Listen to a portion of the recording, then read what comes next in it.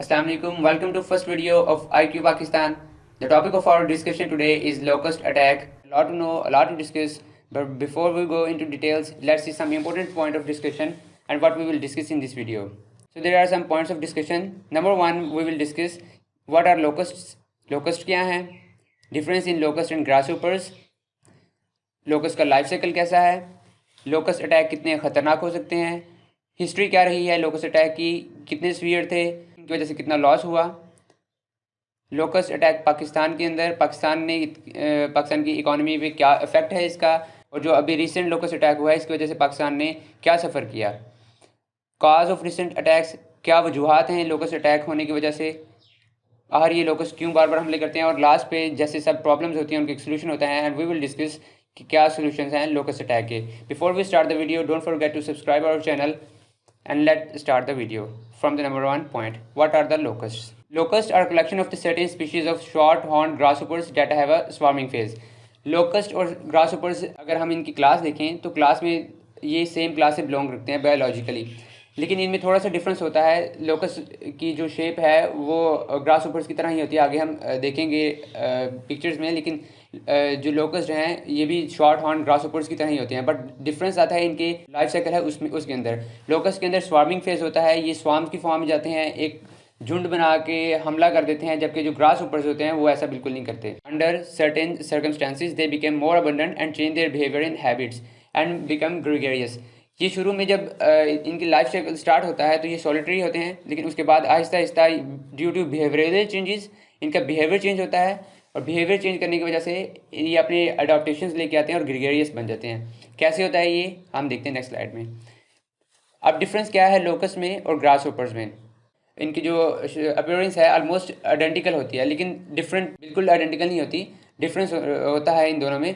Locust जो हैं वो दो फॉर्म में एग्जिस्ट करते हैं, जबकि जो ग्रासहोपर्स हैं वो सिर्फ एक ही स्टेट में एग्जिस्ट करते हैं. जो लोकस्ट होते हैं वो सॉलिटरी ग्रेगरियस दोनों में होते हैं, वेरीज जो ग्रासहोपर्स हैं वो ऐसा बिल्कुल नहीं करते. Population density is low, locust behave as individual much like ग्रासहोपर्स.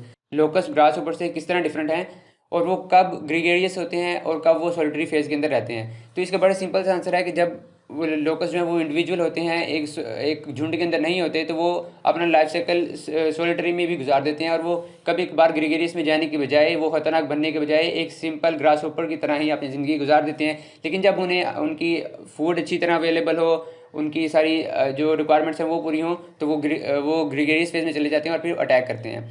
अगर हम इनकी पिक्चर को देखते हैं तो हमें बहुत वाज़ेह तौर पे नज़र आ जाएगा लोकस्ट में क्या डिफरेंस है और ग्रासहोपर्स में. इनकी शेप ऑलमोस्ट आइडेंटिकल होती है, लेकिन इनका कलर भी चेंज हो जाएगा अगर ये ग्रीगेरियस फेज में जाएंगे. तो अगर लाइफ साइकिल को डिस्कस करते हैं हम, अब सॉलिटरी के अंदर वो इंडिपेंडेंटली रहते हैं, rebel from other locust, walk slowly, वो क्रीपिंग करते हैं, और वो मोस्टली एक्टिव होते हैं नाइट में, और इनकी डाइट बड़ी रिस्ट्रिक्टेड होती है. ये डाइट का जो इंपॉर्टेंट पॉइंट है, बिकॉज जब ग्रीगेरियस फेज के अंदर ये जाएंगे तो ये बहुत ही ज़्यादा खाते हैं, और ये इतना खाते हैं कि इवन ये जो ह्यूमंस हैं उनके कंपटीशन में भी आ जाते हैं, ये इतना ज़्यादा खाना शुरू कर देते हैं. और जब ग्रीगेरियस फेज के अंदर ये एक पूरे झुंड की फॉर्म में, एक यूनिट की फॉर्म में ये हमला कर देते हैं, and they walk rapidly, and mostly ये डे में, दिन के दौरान ये अटैक करते हैं, जबकि सॉलिटरी फेज में ये नाइट में एक्टिव होते हैं. जो सॉलिटरी फेज होते हैं इसके अंदर इसकी फ्लाइट कैपेबिलिटीज़ नहीं होती, इसलिए ये क्रीपिंग करते हैं और ये रिंगते रहते हैं, ये बहुत ज़्यादा उड़ते नहीं हैं. जबकि ग्रीगेरियस फेज में ये स्वाम की फॉर्म में जाते हैं और ऐसे लगता है जैसे बारिश आ गई है, और ये स्पीड के साथ जाते हैं और बिल्कुल अटैक की फॉर्म में जाते हैं. जबकि हमने खुद भी देखा होगा खेतों के अंदर जब सॉलिटरी फेज के अंदर होते हैं तो ये उड़ते नहीं हैं. आगे हम देखते हैं कि जो ग्रीगेरियस फेज होती है इसके अंदर ये फास्ट मूविंग में हैं और ये बहुत ज़्यादा खाना शुरू कर देते हैं. History of locust attack. Locust attack की अगर हम हिस्ट्री की बात करें तो 19th सेंचुरी के अंदर मोस्टली जो इंडिया और पाकिस्तान और ये सब कॉन्टिनेंट एरिया है ये मोस्टली अफेक्टेड हुआ है. अगर हम पूरी दुनिया में भी देखें तो इंडिया ने एक्सपीरियंस किए हैं जो लोकस्ट आउटब्रेक्स 1812 में, ये तब पाकिस्तान और इंडिया बांग्लादेश ये सेम ही सब कॉन्टिनेंट होता था. उसमें 1812 में 21, 43 टू 44 एंड डिफरेंट फेजेस में ये लोकस्ट अटैक होते रहे हैं. तो मतलब ये कोई इतनी नई चीज़ नहीं है, ये शुरू से ही जो ह्यूमैनिटी है उसने सफ़र किया है लोकस्ट के साथ. इसके अलावा जो सब कॉन्टिनेंट है, इसके अलावा सोमालिया, कीनिया, कॉन्गो में भी, और डिफरेंट अफ्रीकन कंट्रीज़ हैं इंक्लूड, इसके अलावा जो साउथ एशियन कंट्रीज़, एशिया के अंदर भी ईरान है, पाकिस्तान है, इंडिया है, यमन है, इन कंट्रीज़ ने सफ़र किए हैं locust attacks. Locust attack in Pakistan के अंदर देखें तो लोकस्ट अटैक बहुत ज़्यादा सीवियर भी हुए हैं। जैसे कि कुछ रिपोर्ट्स कहती हैं कि लास्ट डेजर्ट लोकस्ट इन्वेजन जो थी वो हुई थी 1993, और उसके अंदर जो एस्टिमेट किया गया था वो 205 बिलियन पाकिस्तानी रुपीज़ का था। अगर हम पाकिस्तान के बजट को देखें तो पाकिस्तान का जो बजट होता है ऑलमोस्ट 1200 अरब रुपए का होता है। अब 1200 अरब रुपए में से तकरीबन 205 अरब रुपए का लॉस सिर्फ और सिर्फ वीट, ग्राम और पोटैटो से ही पाकिस्तान को हुआ। अब अगर हम ये रबी की फसल का लॉस देखें और खरीफ की जो फसल है इनका लॉस देखें तो 353 बिलियन रुपीज़ जो है वो रबी की फसल और 464 बिलियन रुपीज़ जो हैं वो खरीफ की फसल से पाकिस्तान को, इन दोनों को कंबाइन करें तो अगर हम देखें तो तकरीबन 800 अरब रुपए के करीब पाकिस्तान को सिर्फ और सिर्फ लोकस ने नुकसान पहुंचाया, और पाकिस्तान का टोटल जो बजट होता है वो 1200 अरब रुपए का होता है। तो हम ये एस्टिमेट कर सकते हैं कि पाकिस्तान के लिए लोकस अटैक कितने ख़तरनाक हो सकते हैं। और ये अगर हम देखें जो लोकस होते हैं तो ये स्वाम की फार्म में ये they can eat as much food as 35,000 people in term of their weight in the single day. तो ये इतना ज़्यादा सीवियर हो जाते हैं। नेक्स्ट देखते हैं हम लोकस्ट अफेक्टेड एरियाज़ इन पाकिस्तान। इसको हम देखते हैं तो पाकिस्तान के अंदर ये जो एरियाज़ हैं पाकिस्तान के अंदर, इंडिया पाकिस्तान के जो बॉर्डर है वहाँ पर, और कुछ एरियाज़ बलूचिस्तान के अंदर और कुछ ये सिंध के अंदर, ये जो रेड कलर में हैं ये ज़्यादा अफेक्टेड हुए हैं। इसके अलावा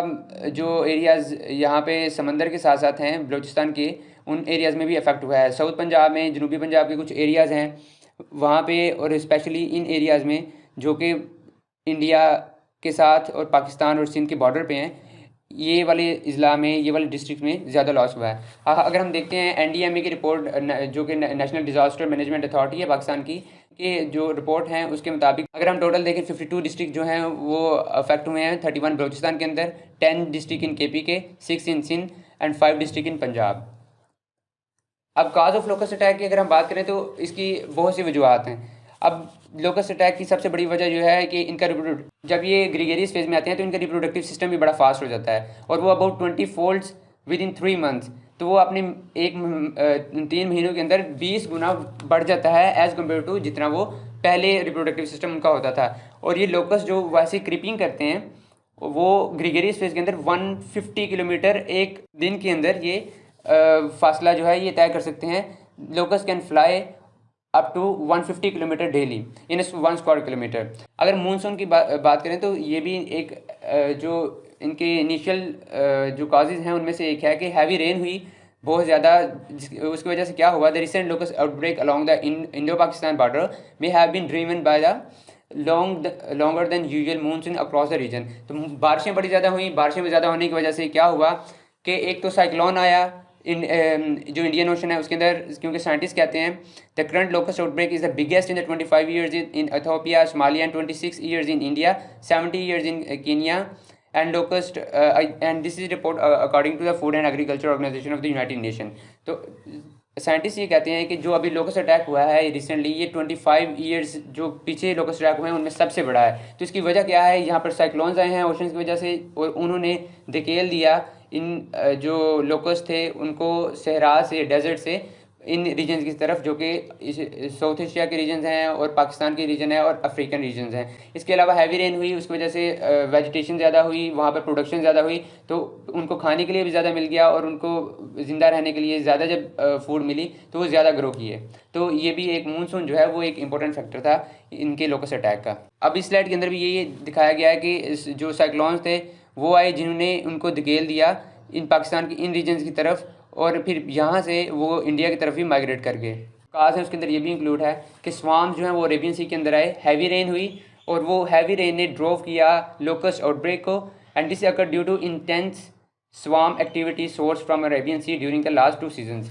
तो लास्ट 2 सीज़न के अंदर बड़ी ज़्यादा बारिशें हुई हैं, उसकी वजह से अरेबियन सी के अंदर स्टॉर्म आए, उन स्टॉर्म्स की वजह से साइक्लोन हुए, साइक्लोन ने इन ड्रोव किया इन लोकस को toward the South Punjab and these district along the border of India and Indo-Pakistan। Heavy rain की वजह से मोर वेजिटेशन हुई, वेजिटेशन की वजह से जो लोकस थे वो डेजर्ट के अंदर भी उन्हें ग्रो किया और ब्रीड किया।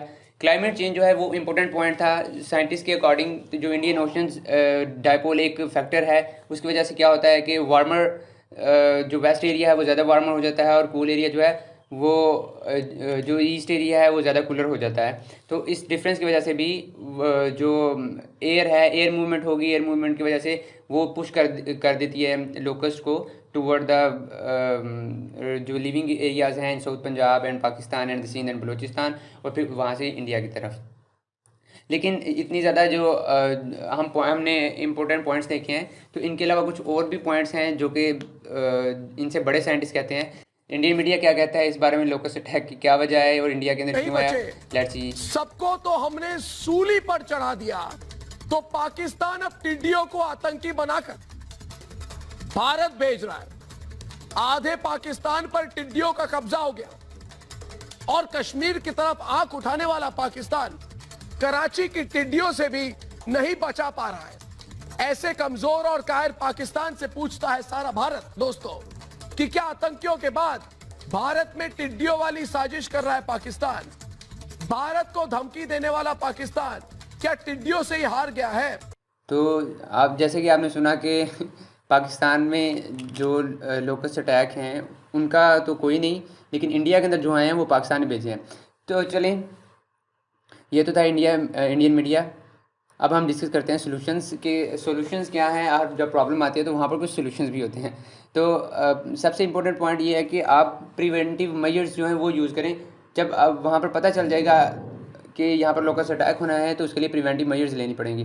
मतलब कुछ एरियाज़ हैं वहाँ पर there should be some early detection infrastructure, like surveillance होनी चाहिए, मॉनिटरिंग होनी चाहिए proper from the government side, और rapid target for nymphal bands of the locust के लोकस्ट जो हैं वो अगर अपनी जब वो बिल्कुल अंडों से निकलेंगे तो तब ही उन्हें मार देना चाहिए, जबकि फिर वो एक झुंड की फॉर्म में बन के आ जाएं और फिर हम उनके साथ तब निपटें। तो बेहतर ये है कि जब वो अभी निम्फ स्टेज में हो, तो वो अभी ब्रीड करना हो उन्होंने, तो उन्हें तब भी उनसे निपट लिया जाए।